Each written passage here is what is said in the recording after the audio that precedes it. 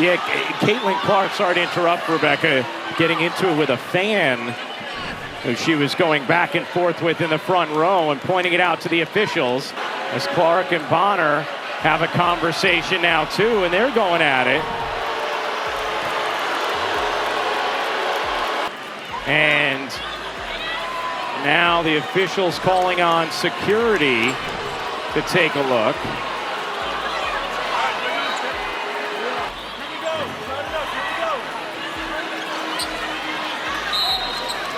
And now security is going to have a conversation with that gentleman.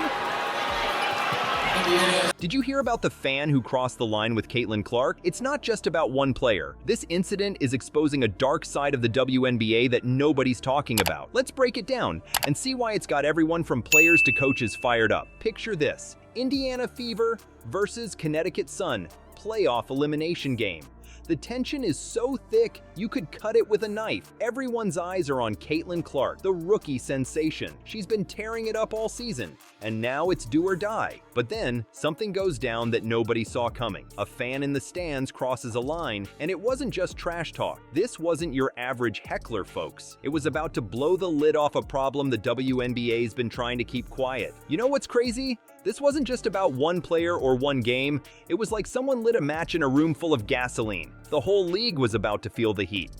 Let's dive into what really happened and why it's got the basketball world buzzing. Think trash talk is just part of the game? Think again. When security rushed to remove a fan during Caitlin Clark's playoff showdown, it wasn't just about protecting a player. It was about confronting a problem that's been poisoning the WNBA from the inside out. So what exactly went down? Picture this: the Indiana Fever and Connecticut Sun are locked in a do-or-die playoff battle. The crowd's roaring, tensions are sky high, and then suddenly, everything changes. A fan in the stand starts hurling words at Caitlin Clark that go way beyond your typical courtside heckling. We're talking the kind of stuff that makes everyone's blood run cold. We don't know exactly what was said, but here's what we do know. It was bad enough that security had to step in and escort the fan out. And get this, there were reports floating around that the comments had some seriously racist undertones. I mean, can you imagine? You're out there giving it your all on the court, and then bam, you're hit with that kind of hate. The WNBA didn't waste any time responding to this mess. They came out swinging with a statement that basically said, "We're not playing around here." They made it crystal clear that racist, threatening, or just plain nasty comments about players aren't gonna fly in this league. Period. But here's where it gets really intense. Think about being in Caitlin's shoes for a second. You've trained your whole life for moments like this. You're out there to play ball, to show the world what you're made of, and then some loudmouth in the crowd starts spewing hate. Those words, they can hit harder than any physical blow on the court. This incident, it wasn't just about one fan crossing a line. It ripped the band-aid off a wound that's been festering in the WNBA for way too long. Definitely had our opportunities late, and then a few different miscues, and it's back to a two-possession game, and we couldn't quite get over the hump there. You know, a couple of defensive situations that we're gonna, that we're gonna go back and be probably really upset about. But I mean, these guys, they battled, and these guys, they're a great team. Connecticut is a great team. Good little taste of, what's possible for this organization and for this franchise, and there's a lot for us to, hold our heads high about. We're all competitors in that locker room, and so it doesn't feel good. It just doesn't feel good to leave here and not have the opportunity to get another one. We're talking about a culture where some fans think it's okay to throw around racist comments like they're nothing.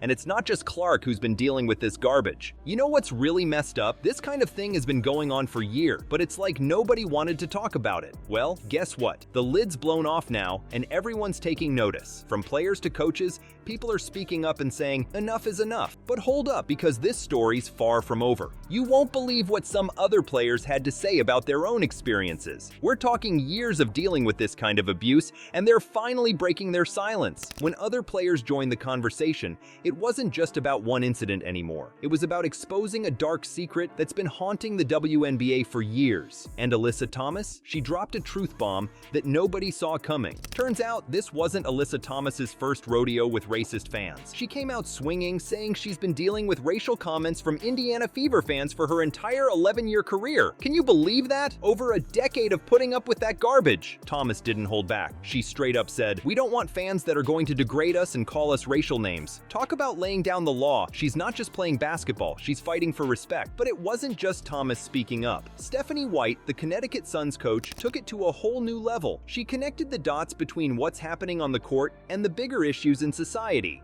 It's like she pulled back the curtain on a problem that's way bigger than basketball.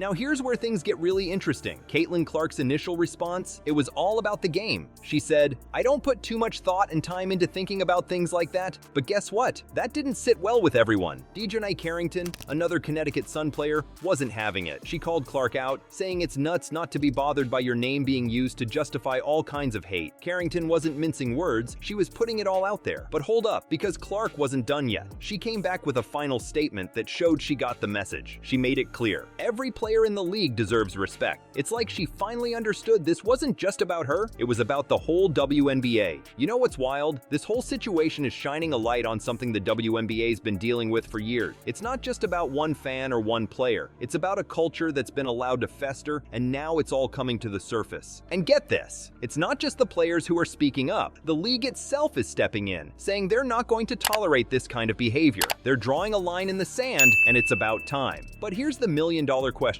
Is this going to be enough to change things? Are we finally going to see real action against racist fans and toxic behavior in the WNBA? Forget about points and rebounds for a second. This Caitlin Clark drama, it's not just shaking up the WNBA, it's got the entire sports world asking some pretty uncomfortable questions. You know what's wild? This whole mess is exposing a problem that's been simmering in sports for years. It's like someone turned on the lights in a dark room, and now everyone's seeing what's been there all along. We're not just talking about basketball anymore. This is about how we treat athletes, period. Think about it. These players are out there giving it their all, night after night. They're not just athletes, they're role models, icons, and sometimes even heroes. But then bam, they get hit with racist comments or sexist remarks. It's like a sucker punch when they're already giving 110%. And here's the kicker. It's not just happening in the WNBA. This Caitlin Clark incident, it's making waves across all sports. Suddenly, everyone's talking about how fans behave, what's okay to say, and what crosses the line. It's like we're finally having the conversation we should have had years ago.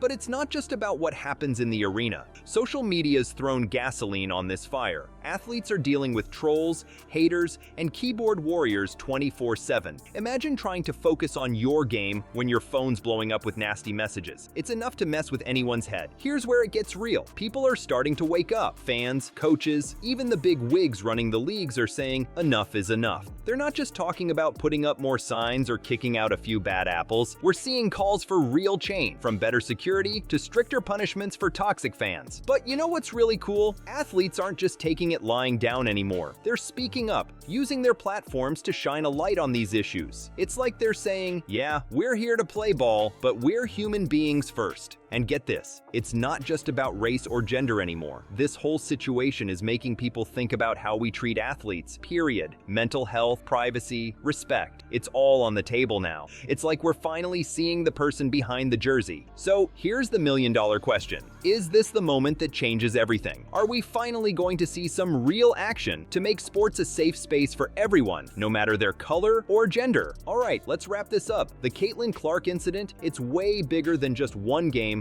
or one player. It's shining a light on a problem that's been lurking in the shadows of the WNBA for way too long. But here's the thing, we're not just spectators in this drama. We've all got a part to play. Next time you're at a game or scrolling through social media, think about the power your words have. Are you building players up or tearing them down? Want to make a difference? Speak up when you see someone crossing the line. Support initiatives that protect players and promote respect. Remember, these athletes aren't just jerseys on a court. They're real people giving their all. So let's use our voices to make sports a place where everyone can shine, no matter their color or gender. The ball's in our court now. What are we going to do with it?